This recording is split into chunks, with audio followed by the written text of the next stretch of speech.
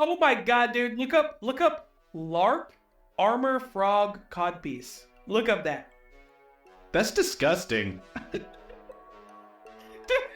What is that? Welcome back to Short Pour, where we are continuing the season of Oktoberfest, bitches.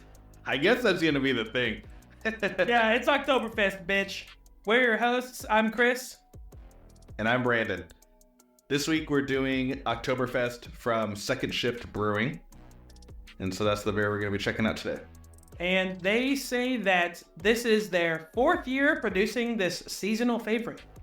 Each year just gets better and better as we try to perfect one of our absolute favorite styles of beer. Light copper in color, this medium-bodied lager has lovely nutty and biscuit notes with soft floral accompaniments and just a hint of candied orange peel.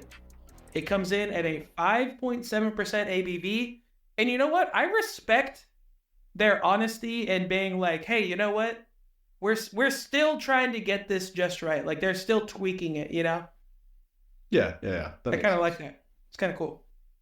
All right, let's check it out. And also, it's like, it's also one of those things like, you know, if we try this exact same one next year, would we be able to tell the difference? It says as we try to perfect it, so that would tell me that they're messing with the brewing each year. I feel like the changes would be so small to us that we'd be like, tastes the same to me. Yeah. Still tastes good. Tastes like beer to me. Oh, this one is thick. I like it. Yeah. That's good. I think some of it's also coming off the lighter side season. You know, just like we had like such like Yeah. I don't know, like faint tastes, you know? Yeah. And now we're getting like pretty full bodied, like this is all of it. Yeah, it's a pretty big switch up. And I will say this is getting into a little bit, I feel like, of like that Guinness thing of like this could be like a meal in a can kind of a thing. Oh yeah, the thick gravy chunks or whatever that guy said. Yeah. But this is like it is like very filling. Yes. Well, it doesn't help that it's a tall boy can too. That's true, yeah. It's like it literally give us a whole pint. All right, so let's see a couple reviews for it.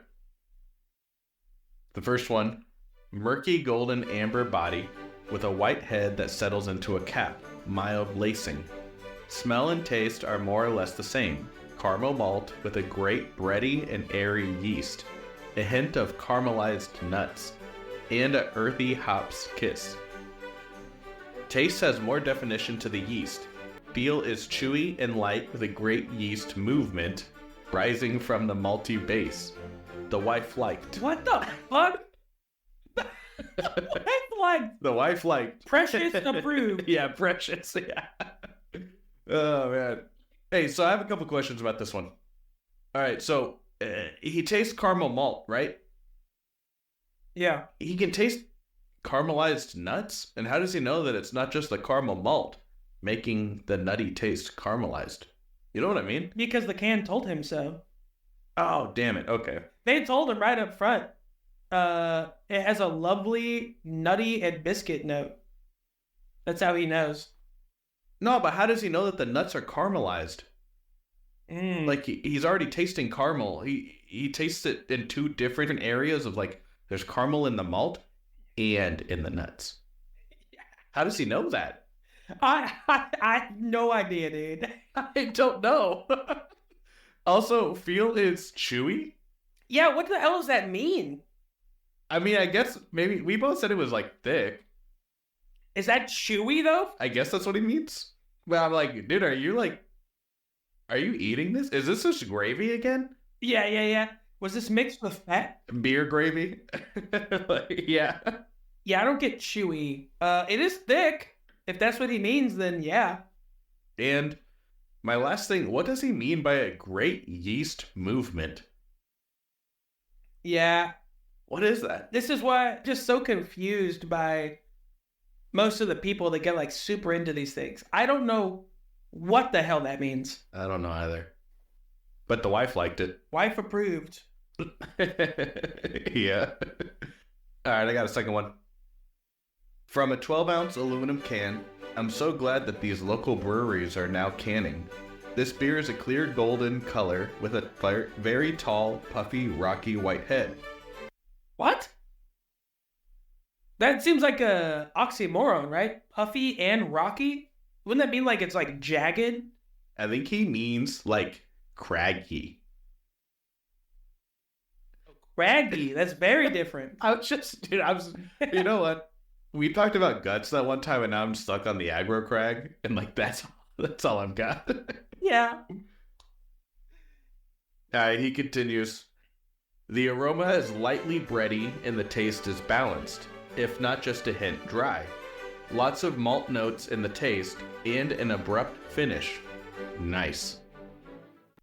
And when he ends it with an abrupt finish, at first I was like, what does that mean? But then I was like, wait, there's lots of times where we say that the taste like lingers, you know? Yeah. And I was like, oh my God. I guess the opposite of that would be just like an abrupt finish, you know? Like it It's just gone. we just say like there's no aftertaste, but we just mean it was quick. And I was like, oh my God, Yeah. I guess that's correct. We just mean it was an abrupt finish. Yeah. I do get a little bit of the dryness, I think. Yeah. I think I do like kind of pick up on that. Is the malt just like slightly smoky sweet? Is that what malt tastes like? Dude, I don't know, but I definitely get like a toasty taste. Yeah, toasty sweet. I feel like maybe. Yeah, so if that's what he means, then yeah. Yeah. Definitely get like a toasted taste to it. Yes. I get that too. It almost tastes like the nuts were caramelized. Yeah, get out of here. Yeah. Oh, God. Oh, man. All right. So for this episode, I mostly just went off the can, and I guess I probably could have gone off of like a couple of the cans that we're going to end up doing this month, but I decided to look up the history of Lederhosen. Oh, okay. I am excited to hear about that, and we will hear all about it after this word from our sponsor.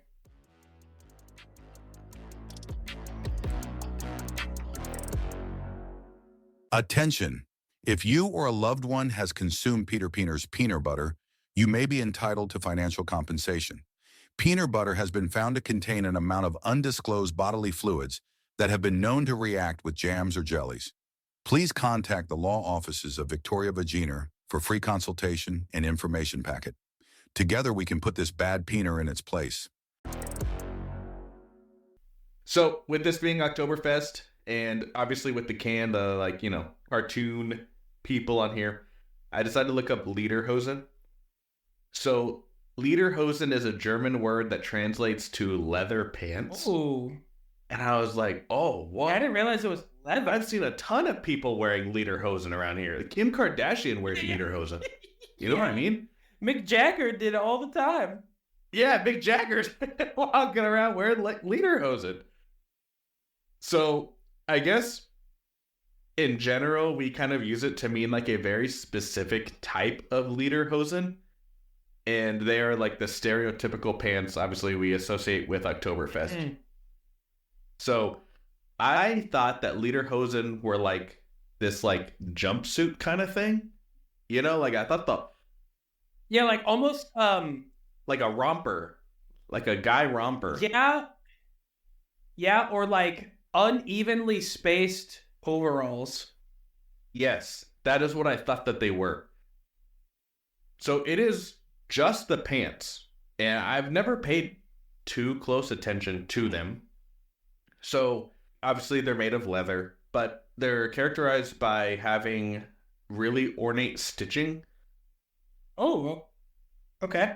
And they come in various numbers of stitches. So it could be like 3, 5, 7, or 9 stitches to make up the pants. And the other thing that's like of note about them, and I had zero idea about this one, is that they have an antler button. Did you know about any of that? No, I don't even know what an antler button is. I didn't either. They have a button made from an antler. Oh, okay. That okay. That makes a lot more. Okay, that's a lot simpler than was thinking. I thought the same thing. I was like, what the hell? They have an antler like holding the, like holding the hole together? And I like looked it up and it's just a button made from antler. It looks like a button. It's just Okay. I thought, when you first said it, I thought an antler button was like one of those. Have you ever seen like those long, like on coats, like the longer oblong pieces of wood that you like put through the loop and then it holds itself? Yeah, on like a petticoat or one of those like fancy, like a peacoat. Yeah, kind of like where they're like oblong, like they're not circular. That's what I thought. Yep. You meant. That's what I thought too. I thought an antler button would be. That's what I thought too when I was. I looked it up and yeah, it's just a button. It looks like a regular button. It's just made from an antler, I guess. But I didn't know that was like a key feature.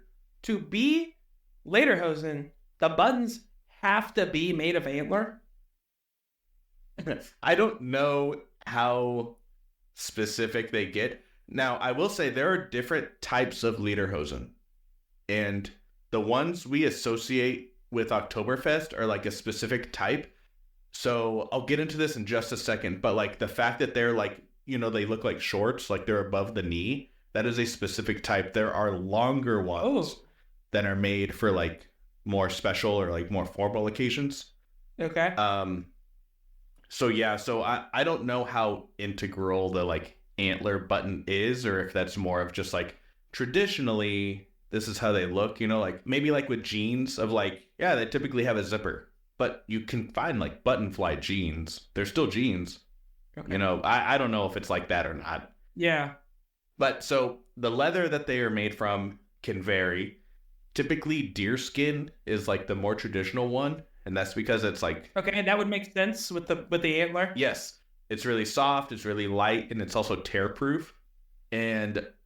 Oh, okay. Yeah, so they can also use, cowhide, obviously. They can also use goat skin, which I guess is, for what I gathered, kind of like a little more traditional, kind of like the deerskin. And then they can also use wild boar hides, which that one I thought was just kind of like wild in its own. Ooh.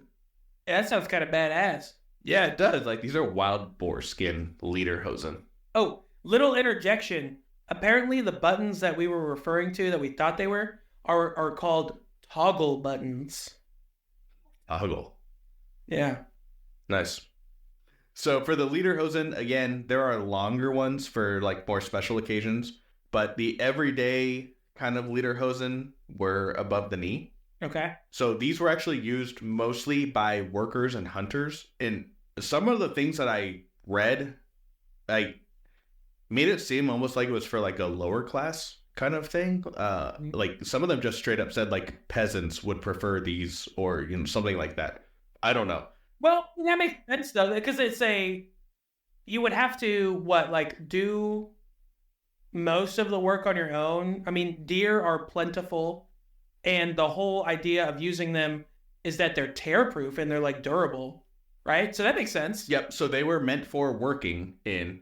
They were like touted because, like with leather, like they obviously are resistant to like scrapes and like, pokes from sharp objects. Ooh. And then I guess they like handle heat well, but then also handle the cold well. Really? So they're like super versatile. I always think that leather pants would be like really hot. Like I would get sweaty in them. Yeah. That's because we think of like little tight leather pants. Like little like, you know what I mean? Like yeah. Fashion. Like Mick Jagger.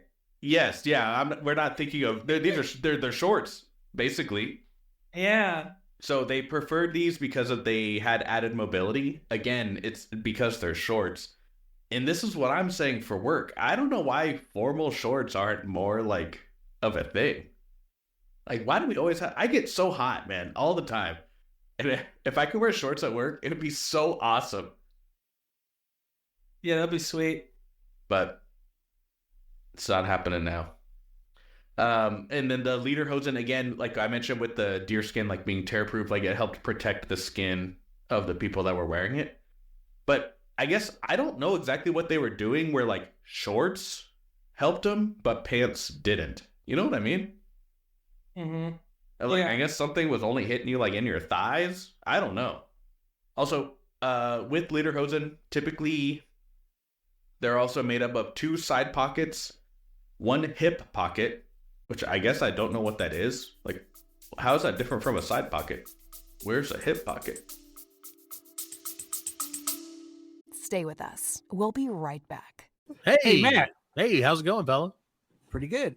Have you heard of the Black Lincoln Collective podcast? I have not. Could you tell me more about them? They sound great and hilarious. Yes. It's about 3 guys that just shoot the crap and just hang out. Oh, that sounds like what I'd like to do in my spare time. Just hang out with 3 dudes I've never met before. That's right. And they make noises all the time. Where can I hear these geniuses of men with huge penises?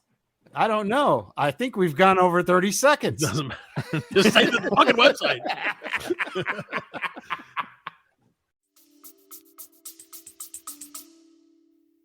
I think the hip pockets are like what you would think of normally as a pocket that you would put like your phone and wallet in or like keys in or whatever. And I think side pockets, I think they're more towards the front. And then I think the side pockets are literally like if you would think of like cargo shorts, like on the side. Oh, okay. Okay, I understand that then. I get that. Okay. There's another one on here that I don't know.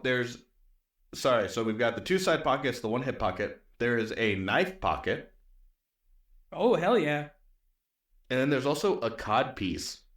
What does that mean? What is a cod piece? Yeah, what is it?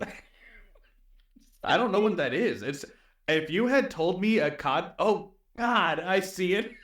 Oh, is it like a dick? Like it's like a dick. Yeah. A triangular piece that attaches to the front of men's hose, covering the fly. Oh man, if you had told me a cod piece, I would have thought like some sort of like toupee kind of thing.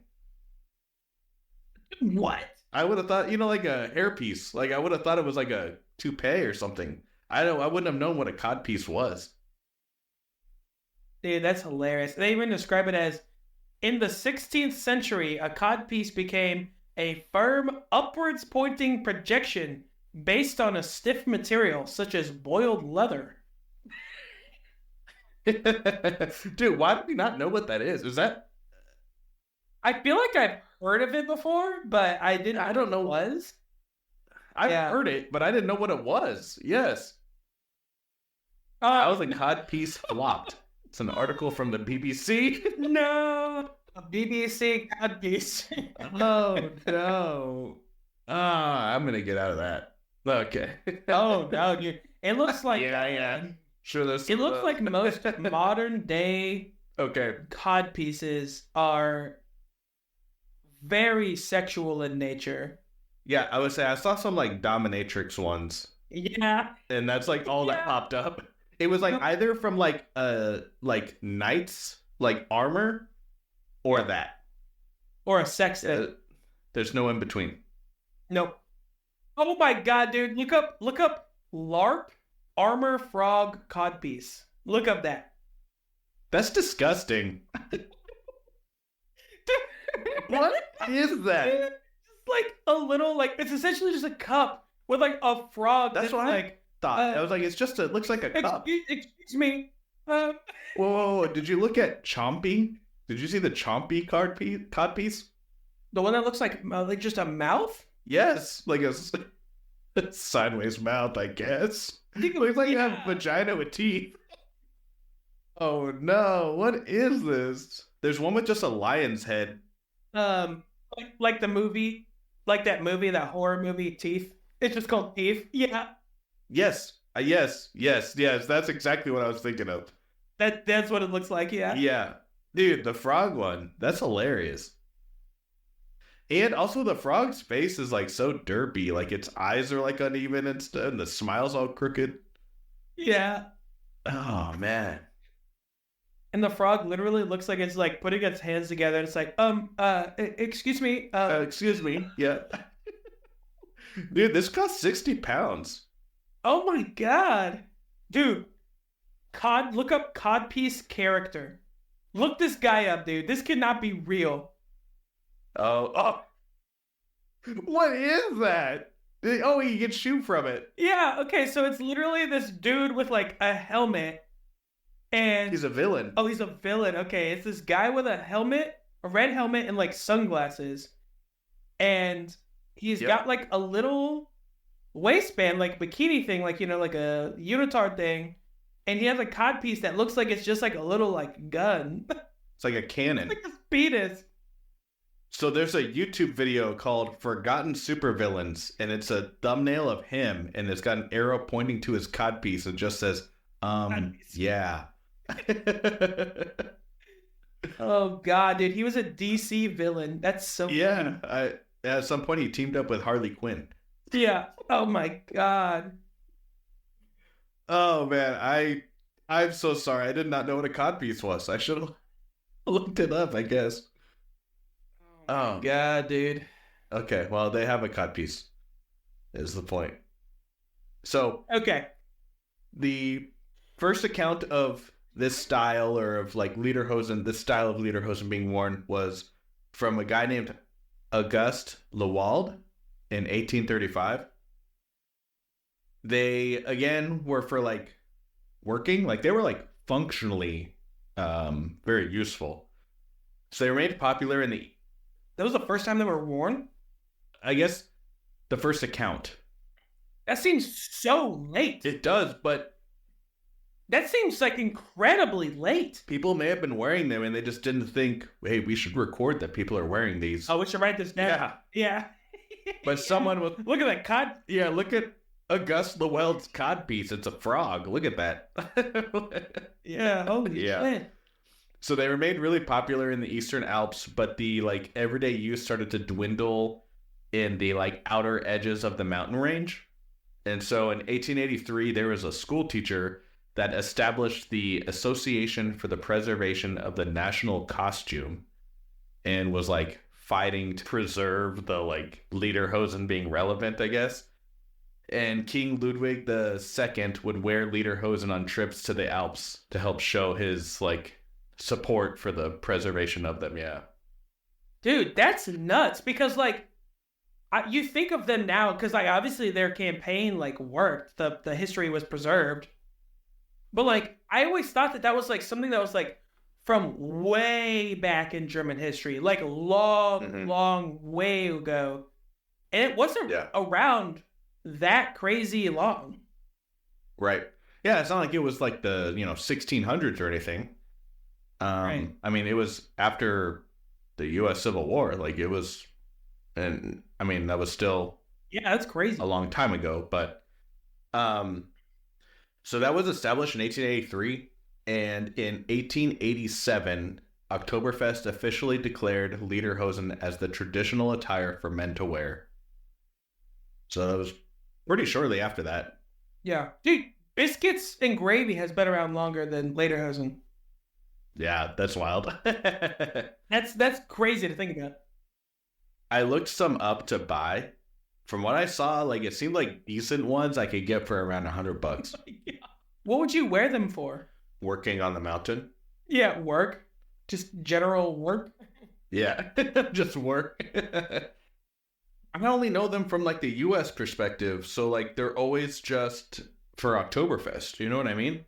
Yeah, I will say, yeah, they're a very just Oktoberfest thing for sure. Like that in the context that I've seen them in. Yeah, it is very specific to Oktoberfest. Yeah, but that's the only context I know them in, really. That's all I got. That's a little more wild than I was prepared for. Yeah, it's because of the codpiece factor. Yeah. Okay, you know what? Also, I will go ahead and just throw this out there. I feel like there is a huge discrepancy in the... There's a large difference between lederhosen for men and women. Oh, those aren't lederhosen. Those are drizdels or something like that. It's different? Yeah, it's different. What the hell is a drizdel?